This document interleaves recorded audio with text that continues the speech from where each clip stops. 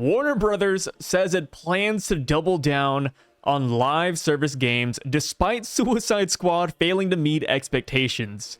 Warner Brothers is looking to avoid volatile markets. What are they talking about? Welcome in, guys. Today, we're here to just go over these articles and just talk about how goofy this whole situation really is. So just to read through this, Warner Brothers Games wants to further invest in live service even after Suicide Squad Killed the Justice League failed to impress, which is something they said. You know, I'm going to say it right here. You know, people are going to say, oh, you just hate Suicide Squad. But no, Warner Brothers themselves said that Suicide Squad has fallen short of expectations. Like, come on, you know it's bad when they themselves admit it, right? So, just going on with this one, Warner Brothers Discovery CEO and President of Streaming and Games, what a title, JB Perrette, spoke about the company's strategy during a recent Morgan Stanley event. He acknowledges the success of projects like the single-player Hogwarts Legacy, which managed to be last year's best-selling game in the US, but says that the AAA console release can be volatile. And just to add a little bit of context to this, but Hogwarts Legacy sold 22 million copies. They did phenomenally well. So they go on and say, that's a great business. When you have a hit like Hogwarts Legacy, it makes the year look amazing, he said. But unfortunately, we also have disappointments. We just released Suicide Squad this quarter, which was not as strong. It just makes this whole market very volatile. So he goes on and he further explains that Warner Brothers is looking at its 4 major franchises: Mortal Kombat, Game of Thrones, Harry Potter, and DC, and is hoping to expand in the mobile and multi-platform free-to-play space. It will take some time for Warner Brothers' efforts to come to fruition, with Perrette estimating that we'll see the impact between 2025 and 2027. He does say, though, that the company will release more mobile free-to-play titles later this year. I can't wait for the Game of Thrones, Mortal Kombat, Harry Potter, DC gacha game hitting the Apple and Google Play Store in 2025. What an awful idea. I just don't know where they're aiming at here. I understand that the mobile gaming space is massive. It's a multi-billion-dollar industry, but the games that take off in those sectors are very far and few between. I just feel like they've had so many failures in the mobile space so far that I wouldn't put my eggs in that basket. So with that in mind, and coming off of the back of how well Hogwarts Legacy did, it's surprising that they're going this route, right? It's so crazy to me, man. So he goes on and says, within the studio segment, we're doubling down on games as an area where we think there is a lot more growth opportunity that we can tap into with the IP that we have, and some of the capabilities on the studio side, which we're uniquely positioned as both a publisher and a developer of games. I don't think they should develop their own games. I really think they should just sell them off, to be honest. Sell off the IPs, man. It's bad. I feel like Warner Brothers is starting to become the Bandai Namco of America, where Bandai Namco owns a bunch of anime game IPs, and they do jack all with it. They produce some of the worst games out there, man. Yeah, Warner Brothers is going down that slippery slope. So the article says, this pivot will see the company emphasizing its live service offerings too. Perrette is interested, for example, in creating an ongoing project set in the world of Harry Potter. Yes, everybody wants a live service Harry Potter game. Hallelujah, Perrette is seeing the light. Somebody broke into his house and the sun is shining down on him. So, you know, live service games in general, I will say this. I actually do like myself a live service game. I love it when I put hours into a game and I see more and more content flooding into it. I love knowing that my hours into a game, if it's a multiplayer game, is not being wasted. But here's the thing. What would a live service Harry Potter game even look like? Like, just think about it for a second. Are they gonna bring J.K. Rowling in here and have her cook up spells every couple of months? Like how is this gonna go down? We only have one villain. It's just Voldemort, dude. Like, what is the live service aspects of a Harry Potter game going to look like? Are we gonna go multi-dimensional? Like, at least for Suicide Squad Killed the Justice League, they can do stuff like that. They can tap into the multiverse. There's a billion different villains from different series that they could have potentially brought in. There's a bunch of wacky powers in the DC universe. And that game still flopped. It was still a failing formula. Harry Potter, I would argue, would be an even harder game to make live service.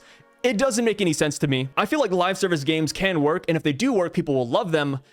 But it's just hard to build it off of an existing IP that has such a limited scope, especially like Harry Potter, in my opinion. Like Helldivers 2, live service game, nobody's complaining. People are eating it up. It's topping the Steam charts right now. And I think that's because they can do whatever the hell they want with that series. Making a live service gun game is pretty simple. Like, there's so many good things you can add to that game that make sense. Harry Potter, not that easy. Like, you're gonna have to drop new spells every month. You're gonna have to drop new enemies every month. You have to think of wizard events to bring in, right? It's not simple. And another problem with live service games is that it brings in homogenization into the mix of gameplay, right? Like for Helldivers 2, for example, it works because you're all using guns. You know, it makes sense. You're soldiers, you're fighting for Super Earth. Awesome. Destiny 2, you're space people. You're using space guns. Sick. But for Suicide Squad, Kill the Justice League, for example, it doesn't make sense, right? We have King Shark, we have Harley Quinn, Boomerang, and all these dudes are using AKs. Like, why? Where are the quirky powers that we expect out of a DC game? And the same could be said for Harry Potter. Like, what is a live service Harry Potter game going to look like? You tell me. So they go on a little bit further, and they say rather than just launching a one-and-done console game, what a way to put it, how do we develop a game around, for example, Hogwarts Legacy or Harry Potter? That is a live service where people can live and work and build and play in that world on an ongoing basis. Yes, when I think about Harry Potter and Hogwarts Legacy, I think about living in the world, building a house in the world. Like, I don't know, man. I don't know. Maybe I'm short-sighted. You know, maybe I just don't see the vision. This is why I don't get paid millions and millions of dollars to cook up these ideas. Maybe JB's cooking, right? I don't know. So the article goes on and says it's a strategy that will see Warner Brothers leaning on its billion-dollar IP in a way that is meant to create consistent revenue streams. The goal is to create meaningful growth in games over the next couple of years. Meanwhile, many have already viewed the company's Suicide Squad game as a live service project, even though its developer Rocksteady Games seems uninterested in using that label. As for the Harry Potter universe, Warner Brothers has been clear that it wants to create more adventures in that universe, including a Quidditch game.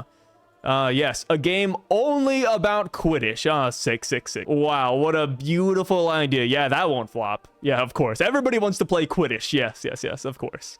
You guys know how it is. So, what makes this all bewildering is that Suicide Squad fell short, right? They acknowledge it, we all acknowledge it. So just taking a second to look at Suicide Squad's Steam chart numbers, which obviously do not reflect Xbox or PlayStation, but on Steam charts, it is only averaging at around 400 players concurrently. This game came out less than a month ago. This game is a live service. Despite Rocksteady not wanting to label it a live service, it is a live service game. It is averaging 400 people a month after its release. And it's a DC game. It's Rocksteady, for God's sake. 400 people. I'm going to be gracious. I'm going to say maybe there's 500 people on Xbox, maybe 500 people on PlayStation. I doubt that's the case, but let's be gracious. Even then, that is still not good. And I just want to reiterate this point, but being a live service game does not destine a game for failure. What makes a game bad is simply the fact that it's a bad game. It's not well thought out. It doesn't fit a live service format.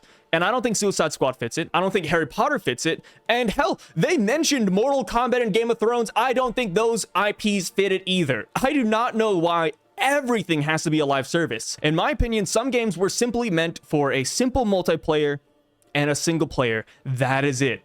I don't know, man. You guys tell me, am I in the wrong here?